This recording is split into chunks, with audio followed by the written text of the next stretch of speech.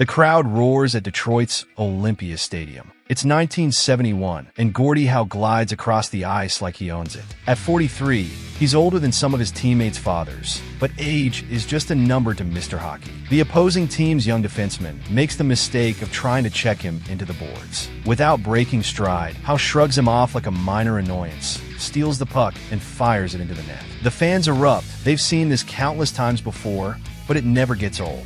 But Gordie Howe wasn't always the legend known as Mr. Hockey. His story begins far from the bright lights of Detroit, in the quiet prairie town of Floral, Saskatchewan. Born in 1928, during the harsh years of the Great Depression, young Gordie learned early that nothing in life comes easy. His family, like many others, struggled to make ends meet. They moved to Saskatoon when he was 9, seeking better opportunities. In Saskatoon, young Gordie found his escape on the frozen ponds and backyard rinks. While other kids played with store-bought equipment, Gordie's first hockey stick was carved from a tree branch, and his first puck was a chunk of dried cow manure. But what he lacked in proper gear, he made up for with determination. Hours upon hours, he would practice shooting with both hands, not knowing this unique skill would later become one of his greatest weapons on the ice. The local kids quickly learned not to underestimate the quiet farm boy. Gordie might have been shy off the ice, but on it, he played with a fire that couldn't be ignored. He wasn't the fastest skater or the most skilled puck handler at first, but he had something special, a combination of raw strength and natural instinct that made him stand out. By 13, he was playing against boys several years older, holding his own, and then some. At 15, Gordie's talent caught the eye of a New York Rangers scout. They invited him to their training camp, his first real shot at the big leagues. The skinny prairie kid packed his bags and headed east, dreams of NHL glory filling his head. But the Rangers camp wasn't the fairy tale beginning young Gordie had hoped for. The big city lights and professional atmosphere overwhelmed him. Homesick and struggling to adjust, he returned to Saskatchewan, but this setback only fueled his determination. The Detroit Red Wings saw something in the young player that the Rangers had missed. At 18, Gordie signed with Detroit, beginning what would become one of the greatest careers in hockey history. His rookie season wasn't spectacular, just 7 goals and 15 assists, but anyone watching closely could see glimpses of greatness. Gordie wasn't just playing hockey. He was learning, adapting, and developing the style that would make him legendary. It was during these early years that Gordie developed his famous playing philosophy: be nice until it's time not to be nice. He learned that success in hockey required more than just skill. It needed toughness, respect, and the ability to stand your ground. Young players who try to make a name for themselves by challenging Gordie quickly learned why that was a bad idea. He never looked for fights, but he never backed down from them either. This combination of skill and toughness led to the creation of what became known as the Gordie Howe hat trick: scoring a goal, getting an assist, and winning a fight all in the same game. While Gordie himself only recorded a couple of these in his career, the term stuck, becoming a lasting tribute to his complete playing style. The shy farm boy from Saskatchewan was transforming into Mr. Hockey, but he never forgot his roots. The work ethic he learned on the prairie, the hours spent practicing with makeshift equipment, and the lessons of humility and determination stayed with him. These early years shaped not just a hockey player, but a legend who would change the sport forever. As the 1950s approached, Gordie Howe was ready to lead the Detroit Red Wings into what would become known as the dynasty years. But that's another chapter in this remarkable story. The dynasty years. The 1950s dawned with promise for the Detroit Red Wings, and at the heart of their success stood Gordie Howe. Together with Sid Abel and Ted Lindsay, he formed what became known as the production line, a nickname that paid tribute to Detroit's auto manufacturing heritage. This trio transformed the Red Wings from a good team into an unstoppable force. On the ice, they moved like a well-oiled machine. Howe's ability to play both left and right wing made him unpredictable. Opponents never knew if he would pass to Abel in the center or set up Lindsay on the wing. When they focused too much on stopping him, Howe would simply find his line mates with perfect passes. When they gave him space, he would make them pay with his deadly accurate shot. The Red Wings won 4 Stanley Cups in 6 years, but success came with a price. Every team wanted to knock Detroit off their throne, and Howe often found himself targeted. Yet he never let anyone push him or his teammates around. His reputation for toughness wasn't just about fighting. It was about standing your ground and protecting your teammates. Young players learned quickly. You could play hard against Gordie Howe, but you better play fair. In 1950, Howe faced the biggest challenge of his career. During a playoff game against Toronto, he tried to check Ted Kennedy but missed, crashing headfirst into the boards. He was rushed to the hospital with a fractured skull, and doctors weren't sure if he would ever play again. But they didn't know Gordie Howe. He not only recovered but came back the next season to lead the league in scoring, the first of 4 straight scoring titles.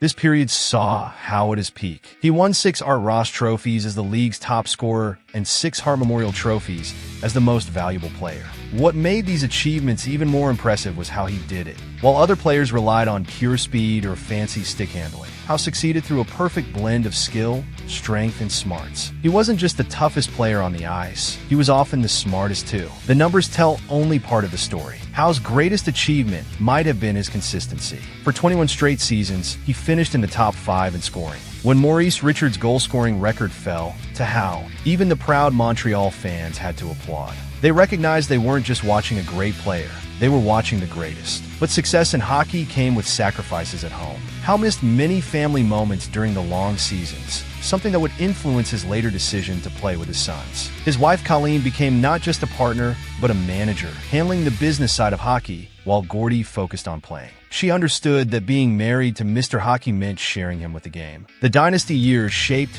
not just Howe's legacy, but the very nature of professional hockey. He showed that a complete player needed more than just scoring touch or physical toughness. They needed both, along with the wisdom to know when to use each skill. Young players studied how Howe controlled the game, not just with his scoring, but with his presence. Everyone on the ice knew where Gordie Howe was at all times. They had to. Their safety depended on it. As the 1960s approached, the dynasty years began to fade, but Gordie Howe's influence on hockey only grew stronger. The lessons learned during this era about leadership, toughness, and consistency would serve him well as he entered the next phase of his career. The game was changing, and Howe would change with it, but he would never lose the fundamental qualities that made him great. The dynasty years might have ended, but Mr. Hockey's story was far from over. Beyond the original 6, by 1971, Gordie Howe had accomplished everything a hockey player could dream of in the NHL. He retired from the Detroit Red Wings as a legend, but retirement didn't sit well with him. 2 years later, a unique opportunity arose that would add an extraordinary chapter to his already remarkable story. The World Hockey Association, a new professional league challenging the NHL's dominance, made Howe an offer he couldn't refuse. The Houston Aeros wanted him to play alongside his sons, Mark and Marty. At 45, most people thought Howe was too old to return to professional hockey.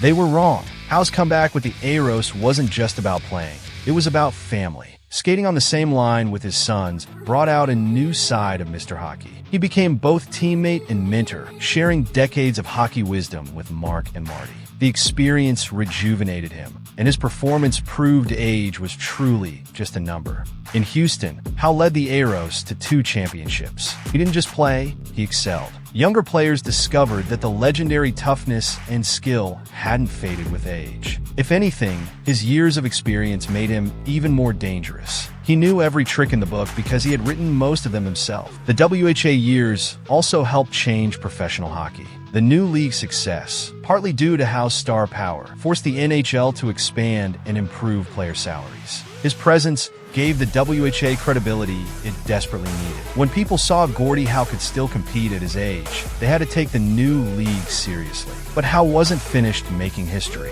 In 1979, when the WHA merged with the NHL, he returned to the league where his legend began. At age 51, wearing number 9 for the Hartford Whalers, Howe played his final NHL season. He wasn't just taking a victory lap. He competed in all 80 games, scoring 15 goals and proving he could still contribute at the highest level.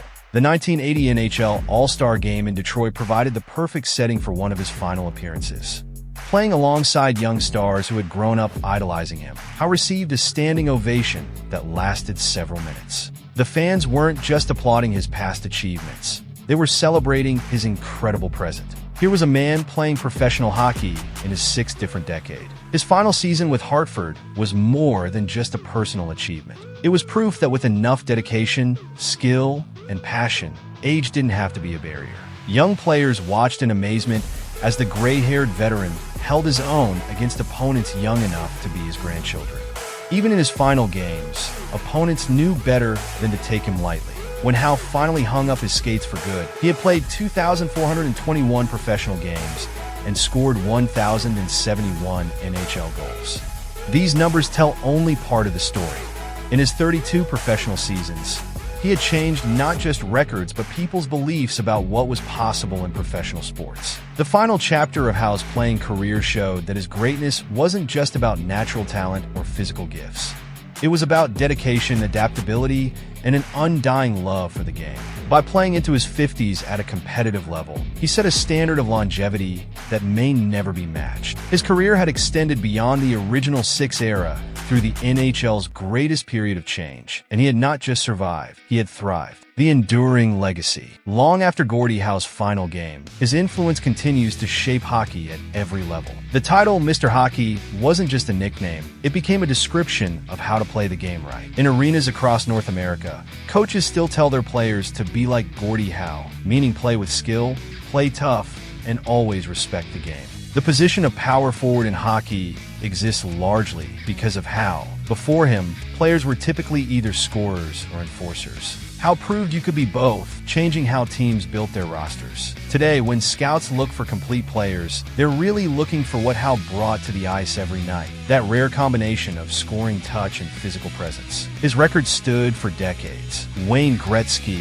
who eventually broke many of Howe's records, grew up idolizing him. When Gretzky was 10 years old, he met Howe at a hockey event. Instead of just signing an autograph, Howe spent time talking with young Wayne, showing the kind of generosity with fans that became another part of his legacy. Years later, when Gretzky broke Howe's all-time scoring record, his first phone call of congratulations came from Mr. Hockey himself. The Gordie Howe hat trick, a goal, an assist, and a fight in the same game, remains one of hockey's most celebrated achievements. Though Howe himself only recorded a couple of these during his career, the term honors his complete playing style. Modern players who accomplish this feat often speak with pride about joining a tradition that carries Howe's name. His impact extended beyond personal achievements. The Howe family became hockey's first family, with sons Mark and Marty following their father into professional hockey. Mark went on to a Hall of Fame career himself, while the entire family worked to grow the game through charity work and youth hockey programs. The Gordie Howe International Bridge, being built between Detroit and Windsor,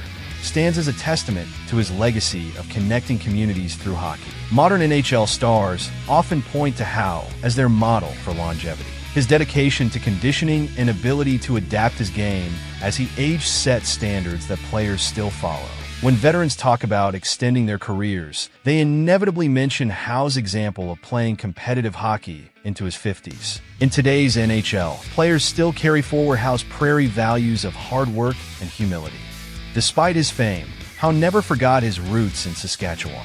He showed that greatness in hockey isn't just about talent. It's about character, resilience, and respect for the game. His autograph sessions became legendary not for their length, but for how he treated each fan like they were special. The game has changed dramatically since Howe's playing days. Equipment is lighter, players are faster, and rules protect skilled players more. Yet Howe's fundamental lessons remain relevant. Play hard but fair, stand up for teammates, and never take a shift off. His approach to hockey transcended eras because it was based on timeless values. Perhaps Howe's greatest legacy is how he showed that toughness in hockey isn't just about physical strength. It's about mental toughness, about getting up after being knocked down, about playing through pain when your team needs you. This kind of toughness, combined with skill and sportsmanship, defines what it means to be a complete hockey player. Gordie Howe passed away in 2016, but his impact on hockey will never fade. Every time a player stands up for a teammate, scores a clutch goal, or plays the game with passion and respect, they're carrying forward part of his legacy. The shy farm boy from Floral, Saskatchewan, became more than just a hockey player. He became a standard against which all future players would be measured. In the end, that might be the most impressive achievement of all for the man they called Mr. Hockey.